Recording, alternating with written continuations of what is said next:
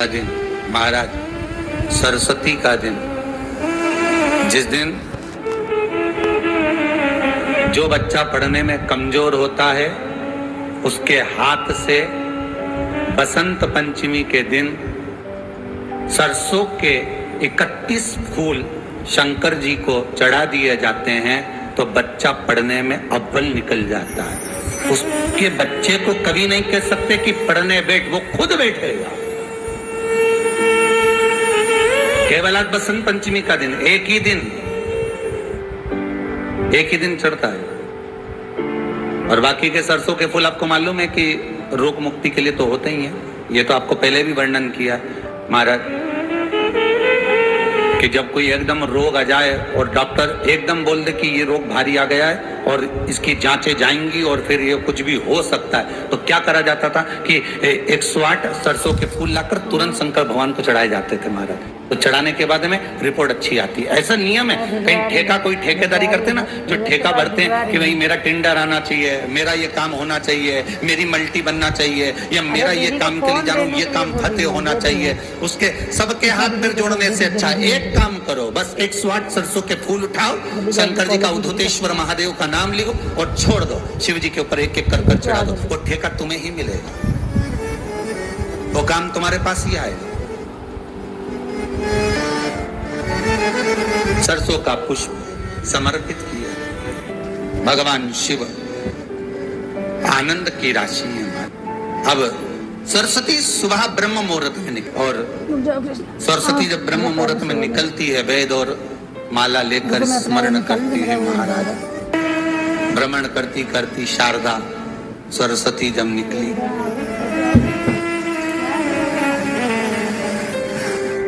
शिव महापुराण की कथा कहती है और गर्ग संहिता कहती है, जैसे जैसे सूर्य का प्रकाश तीव्र होते चले जाता है, सरस्वती उस प्रकाश में आनंद बिखरती हुई, वीणा के स्वर देती हुई माता सरस्वती गाती गाती पितरों के समय से पहले ही आलोक हो जाती, आलोक हो जाती। जैसे ब्रह्मा जी की धर्म पत्नी सावित्री नित्य स्मरण करने में, भगवान की सेवा में तत्पर रहने वाली है, और ब्रह्मदेव सृष्टि की रचना करते समय ज्ञात करते हैं कि सावित्री मेरे साथ होने के बाद भी ये सृष्टि की रचना नहीं होती, तब ब्रह्मदेव सरस्वती को प्रकट कर, नाम शारदा है। क्या नाम है? जम के बोलिए जरा। शारदा।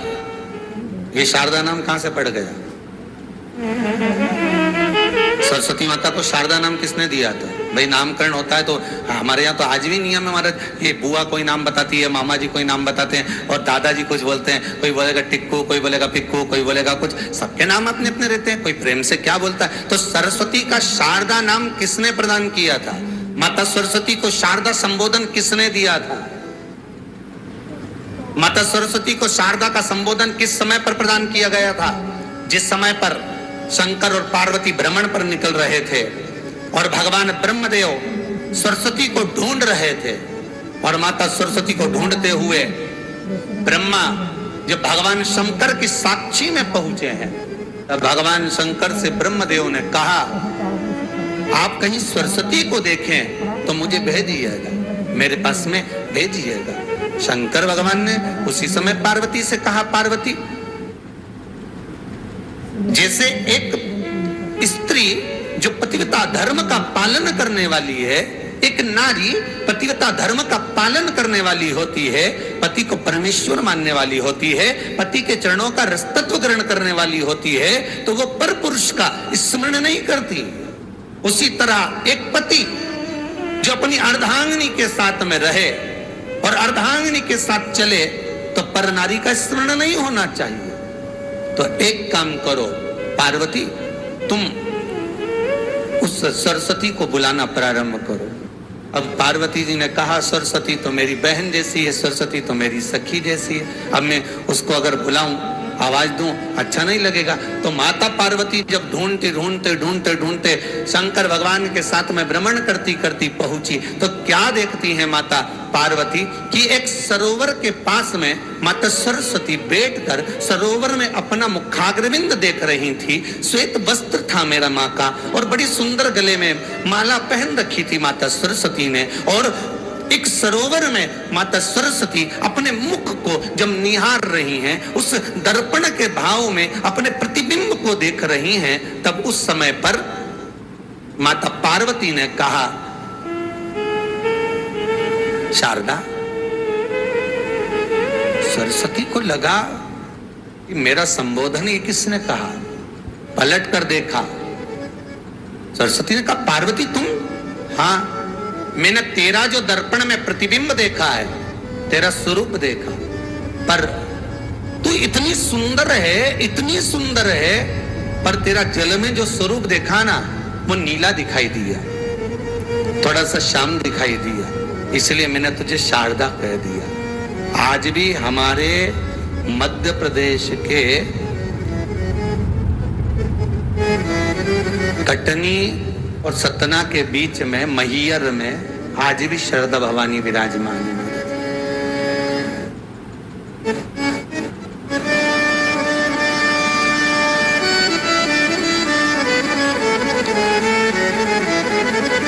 धार जिले में जाएंगे तो बाग क्षेत्र में मां बागेश्वरी, मां शारदा आज भी विराजमान। कहा, सरस्वती जी पूछी, पार्वती तुमने मेरे को शारदा क्यों कहा? क्योंकि तेरा जो प्रतिबिंब था वो श्याम नजर आ रहा था मुझे।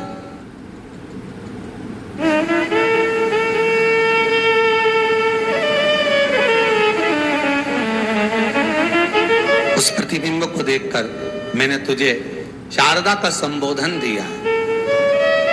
तुम्हें ब्रह्मा जी बुला रहे हैं। सरस्वती ने कहा, पार्वती मैया, दीदी आपने मुझे जो नाम दिया है, जगत के लोग, संसार के लोग मुझे इस नाम से जब पुकारेंगे तो ये शारदा, ये सरस्वती स्वयं उसके कंठ पर, उसके मस्तिष्क पर सदा विराजमान रहेगी, ये शारदा बनकर। इसलिए हमारे स्कूलों में, हमारे काव्य ग्रंथों में हमारे जो कविगण रात्रि को जो काव्य पाठ करते हैं, कविता का स्मरण करते हैं, वो सरस्वती की वंदना नहीं करते, हे शारदे मां, शारदा की वंदना करते।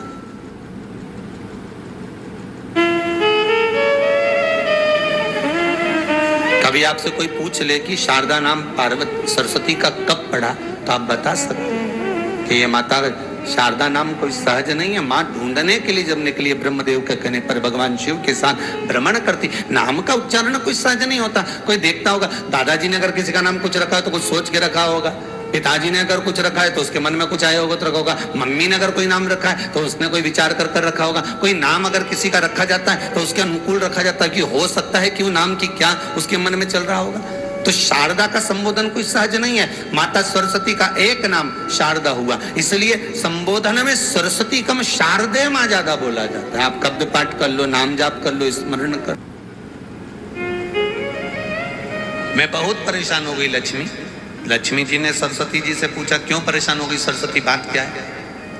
परेशान होने का केवल कारण इतना सा है कि मेरा काम है गायन करना, मेरा काम है जनमानस में जिसने बहुत अच्छा काम किया होता है उसका गायन करना, देवता में उसका व्याख्यान वर्णन करना। मैं इसलिए परेशान हो गई हूं कि 33 कोटि देवी देवता में केवल एक देवता ऐसे हैं, देवाधिदेव महादेव, जो बिना सोचे समझे दान करते रहते हैं, बिना सोचे समझे पुण्य करते रहते हैं, बिना सोचे समझे दान करते रहते हैं, कुछ सोचते ही नहीं, उन्हें उठाया और दे दिया। इनके दान का मैं व्याख्यान करते करते, इनके दान का वर्णन करते करते, इनके दान का गुणगान करते करते, इनके दान का महत्व कहते कहते कहते कहते मेरा मुख थक गया है। अब मैं करूं तो करूं क्या? इतने में लक्ष्मी जी बोली, जितनी तू परेशान है उससे दुगनी मैं परेशान। अब लक्ष्मी जी ने जैसे कहा कि मैं परेशान, तो सरस्वती जी ने पूछा कि तू क्यों परेशान है? अरे भोलेनाथ जी का क्या है, कहीं पर भी चले जाते हैं, किसी को भी देख लेते हैं, एक लोटा कोई पानी चढ़ाते दिखता है, तुरंत खड़े होकर कह देते हैं जा, तेरे पास में संपदा की कभी कमी नहीं होगी। अब वो तो के आ जाते हैं, लक्ष्मी जी कर रही, इतनी ड्यूटी बढ़ गई, इतनी ड्यूटी बढ़ गई कि मुझे दौड़ दौड़ कर उनके यहाँ संपदा देने जाना पड़ता। अब मैं भी परेशान हूं। अब ये दोनों परेशान होकर ब्रह्मा जी के पास गए। अब ब्रह्मदेव से कहा प्रभु, इतने में सरस्वती जी बोली स्वामी स्वामी स्वामी। स्वामी जी ने कहा क्या बात है? ब्रह्मदेव बोले तुम दोनों आज मेरे पास किस लिए आई हो? सरस्वती जी बोली मैं बहुत परेशान हो गई। लक्ष्मी जी बोली मैं भी परेशान हो गई। सरस्वती जी बोली क्यों परेशान हो गई? तो कहा कि शंकर जी का गुणगान गाते गाते अब कोई आप एक माता ने कल पत्र लिखा था, उस पत्र में लिखा था कि अगर मैं पूरी जिंदगी शंकर का गुण, आपने वो बड़ा पत्र देखा था ना, उस पत्र में लिखा था कि अगर मैं पूरी जिंदगी शिव का गुणगान गाती रहूं कि शंकर जी ने क्या क्या दिया है तो वर्णन नहीं कर सकती। जब इंसान की यह हालत है तो देवताओं की क्या हालत होगी? तो सरस्वती जी ने कहा मैं गुणगान कर करके थक गई। लक्ष्मी जी करी मैं दे दे के थक गया। इसलिए ब्रह्मा जी तुरंत उठकर बोले तुम दोनों से ज्यादा मैं परेशान, तुम दोनों से ज्यादा मैं परेशान हूं। तो इतने में तुरंत लक्ष्मी और सरस्वती जी ने पूछा तुम कैसे परेशान हो? ब्रह्मा जी बोले मैंने किसी के भाग्य में लिख दिया कि ये जिंदगी भर ठोकर खाएगा, ये जिंदगी भर रोएगा, ये जिंदगी भर तकलीफ भोगेगा, इसको ये रोग आएगा, इस रोग में ये बीमार होकर समाप्त हो जाएगा। मैंने इसके भाग्य में इतना इतना लिखा और वो एक लोटा पानी लेके शंकर जी के मंदिर पहुंच गया और शंकर जी ने उसका भाग्य बदल दिया। तो मेरी लिखनी को भी भाग्य को बदल दे रहा है। ये कलयुग में हो क्या रहा है समझ में नहीं आ रहा। ब्रह्मा कह रहे हैं कि मेरी लेखनी को पलट दे रहा है, वो महादेव से मैं भी परेशान हो गया। तीनों मिलकर पार्वती जी के पास पहुंच गए। माता पार्वती जी बैठी थी, तब साधना में मिलीन थी। अब तीनों बैठकर भगवान पार्वती जी के पास पहुंचे। माता पार्वती जी ने पूछा ब्रह्मा, लक्ष्मी, सरस्वती आज कैसे आना हुआ?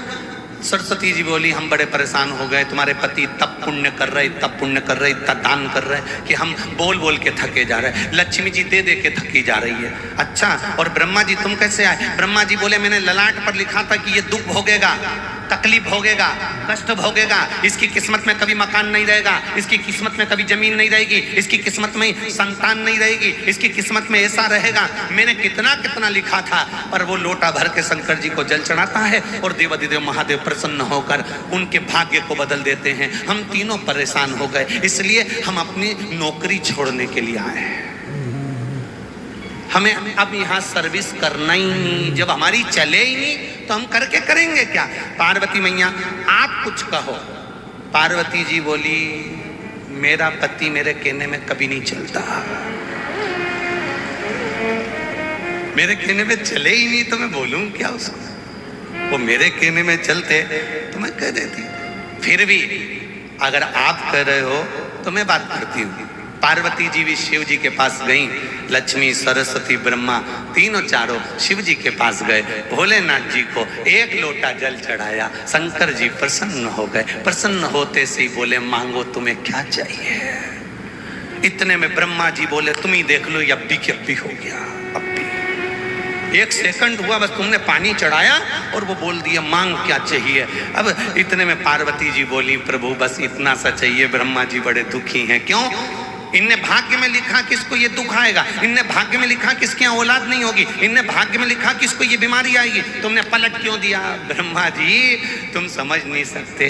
चक्कर ये है कि मेरे पास कोई आता है, मेरा नाम ओघड़ दानी है। ओघड़ दानी का मतलब होता है जो कुछ सोचे समझे बिना दे दे।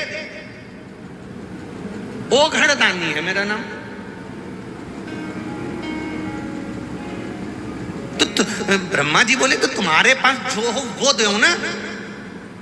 शंकर जी बोले मेरे पास जितना था मैंने सब लुटा दिया, बस केवल डमरू बचा है,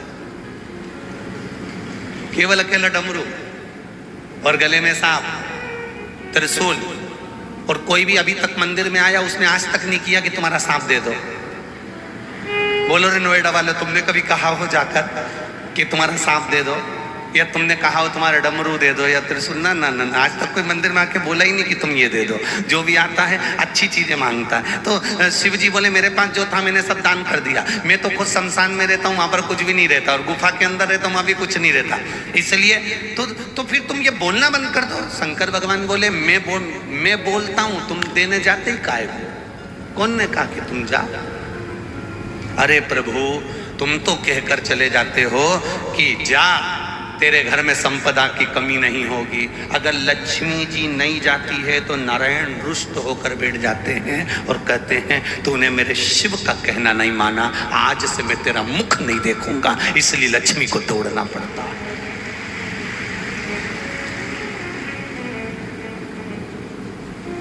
देवता भाग्य बना सकते हैं, देवता तुम्हारा भाग्य लिख सकते हैं, देवता भाग्य का लिखा तुम्हारे सम्मुख में ला सकते हैं। केवल भाग्य को बदल सकता है तो वो देवाधिदेव महादेव बदल सकता है। जो रावण को लंका दे सकता है, बाणासुर को हस्त दे सकता है, भस्मासुर को भस्म करने का आशीर्वाद दे सकता है, एक चोर को कुबेर बना सकता है, वो कोई साधारण नहीं हो सकता।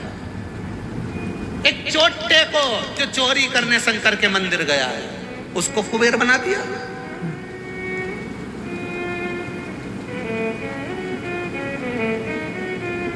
तुम एक लोटा जल लेकर शिव जी के मंदिर में जाते हो, विचार करिएगा, आपको लगता होगा एक लोटे जल से कुछ नहीं होता होगा। फालतू की बात, फालतू की बात। जो तुमको ज्ञान दे कि लोटा भर के पानी चढ़ाने से कुछ नहीं होता, लोटा भर के जल चढ़ाने से कुछ नहीं होता, जो तुमको ज्ञान दे तुम उससे कह देना तूने चढ़ा के देखा क्या? 2-3 महीने तू मंदिर गया क्या?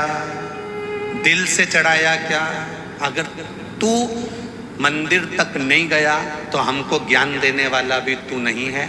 हमारी मर्जी, मैं चाहे जो करूं मेरी मर्जी। मैं चाहे मंदिर जाऊं, मैं चाहे झाड़ू लगाऊं, मैं चाहे जल चढ़ाऊं, मैं चाहे पत्ती चढ़ाऊं, मेरी मर्जी। ना तो मैंने तुझसे पूछा ना पूछा, क्या है? श्री शिवाय नमस्तुभ्यम, श्री शिवाय नमस्तुभ्यम, क्या है? क्या है? ये तो विद्येश्वर संहिता में लिखा है श्री शिवाय नमस्तुभ्यम। शिव महापुराण की विद्येश्वर संहिता में लिख दिया श्री शिवाय नमस्तुभ्यम। ये तो भगवान शंकर को नमन करना लिखा है कि श्री शिवाय, बोलो बोलो जम के, शिवाय न, ये तो शिव जी को नमन करना लिखा है, ये तो मंत्र है ही नहीं। फिर संसार के लोग इसको क्यों जप रहे हैं? तो उनसे कह दो, तो हम ये कहकर थोड़ी ना जप रहे कि मंत्र है, हम तो श्री शिवाय नमस्तुभ्यम। क्या होगा जपने से? शिव महापुराण की कथा कहती है, विद्येश्वर संहिता कहती है, जिसके मुख से श्री शिवाय नमस्तुभ्यम मंत्र निकलता है, जाप निकलता है, शब्द निकलता है, हजारों पाप भस्म होते हैं। और उसके मुख का दर्शन अगर कोई कर लेता है तो अश्वमेध यज्ञ का पुण्य आ जाता है। केवल मुख का दर्शन कर लेने से, श्री शिवाय नमस्तुभ्यम बोलने वाले का मुख का दर्शन कर लेने से एक आनंद। इसलिए आपसे कहा था किसी शिवालय में जाएं, जल चढ़ाने के लिए जाएं, आपको डरना नहीं है। जल चढ़ाते समय आपके मुख से आवाज निकलना चाहिए, श्री शिवाय। जल चढ़ाते समय तुम्हारे मुख से आवाज निकले। क्यों? अगर पास में खड़ा हुआ व्यक्ति कुछ नहीं बोलेगा, उसके कानों में भी अगर ये मंत्र जाएगा, पलटकर तेरा मुख का अगर वो दर्शन भी कर लेगा तो संसार सागर से पार उतर जाएगा। केवल दर्शन कर लेने वाला है। जपो 108 सरसों के पुष्प से भगवान शंकर का श्रृंगार किया जाता है या शिव को समर्पित किया जाता है।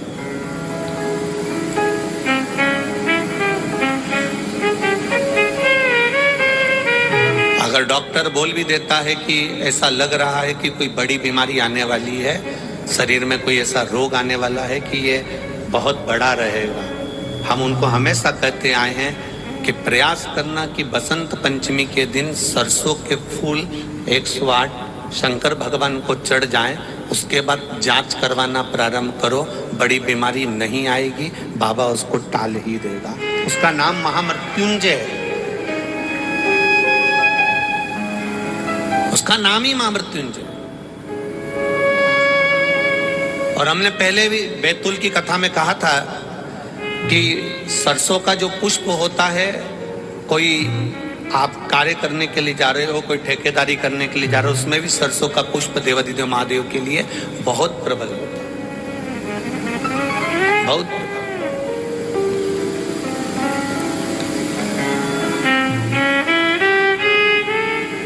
महाराज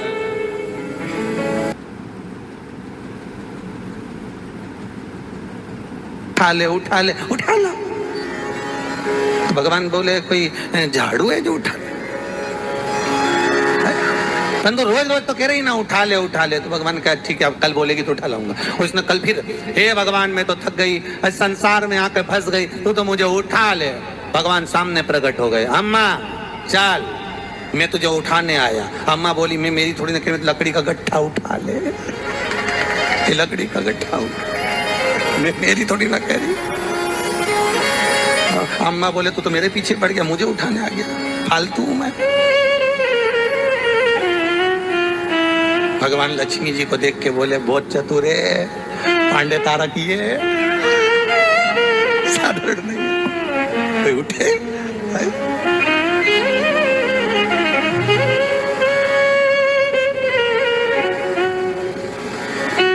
एक बात तो है, पांडे तारा में आनंद तो है, कुछ भी हो, उत्तर प्रदेश की ये दरा आनंदमय तो है महाराजो, आनंद।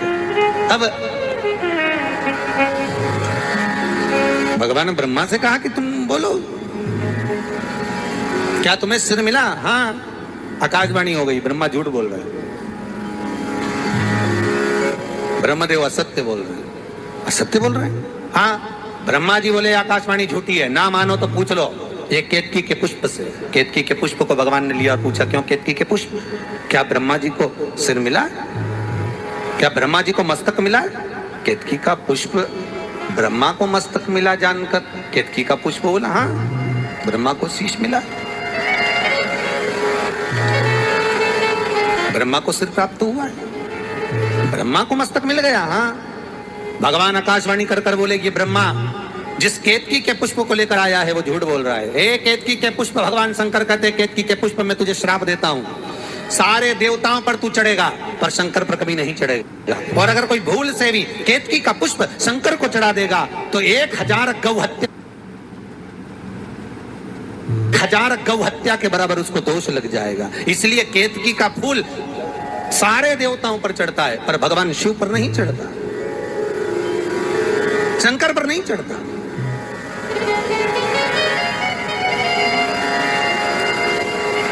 शिव को प्रिय है पुष्प में आंख का पुष्प, जो आंकड़े का पुष्प होता है शंकर को बड़ा प्रिय है। और दूसरे नंबर पर शंकर को प्रिय है शमी का पुष्प, बहुत ध्यान देना महाराज। तीसरे नंबर पर शंकर को प्रिय है महाराज सरसों का पुष्प। सरसों होती है ना, जो राई अपन बोते हैं, सरसों बोते हैं, उसमें पीले कलर का जो पुष्प लगता है। हमारा तो निवेदन रहता है जब तक सरसों आए तो प्रयास करा करो कि सरसों के 108 पुष्प शंकर भगवान पर चढ़ाना प्रारंभ कर दो। महाराज ये पक्का है कि वर्ष भर कोई बड़ी बीमारी आपको घेर नहीं सकती अगर सरसों के फूल शिव को चढ़ रहे हैं तो। और प्रयास करना कि सरसों का जो पुष्प होता है, सरसों का जो फूल होता है महाराज, अगर कोई व्यक्ति को किडनी या लीवर से जुड़ी हुई कोई तकलीफ होती है या किसी व्यक्ति का एक्सीडेंट हो गया होता है और उसका कोई अंग रह गया हो, कोई शरीर का कोई भाग रह गया और वो काम नहीं कर रहा हो, जैसे किसी के पांव रह जाते हैं एक्सीडेंट के बाद, किसी का हाथ रह जाता है या कोई अंग काम नहीं कर रहा हो, वहाँ ब्लड पहुँच नहीं रहा हो, वो जगह एकदम सुन्न हो गई हो, खाली पड़ गई हो, तो उसके लिए शिव महापुराण की कथा कहती है कि सरसों के पुष्प 11 शंकर जी के राइट भाग में, जहाँ शिव जी के गण दरवाजे के द्वारपाल मणिभद्र जिस जगह पर निवास करते हैं, कौन निवास करते हैं? मणिभद्र। शंकर जी के दरवाजे के द्वारपाल हैं मणिभद्र जी। तो मणिभद्र दरवाजे के द्वारपाल में राइट भाग में मणिभद्र जी विराजते हैं। मतलब राइट भाग कौन सा हुआ? जब आप मंदिर से बाहर निकलेंगे तो राइट भाग, मंदिर में प्रवेश करेंगे जब राइट नहीं होना चाहिए, आप मंदिर से जब जाएं तो राइट भाग। मतलब आप मंदिर से राइट से जाएंगे तो शंकर जी का भी राइट हो जाएगा, क्योंकि शिव जी ऐसे बैठे हैं तो शंकर जी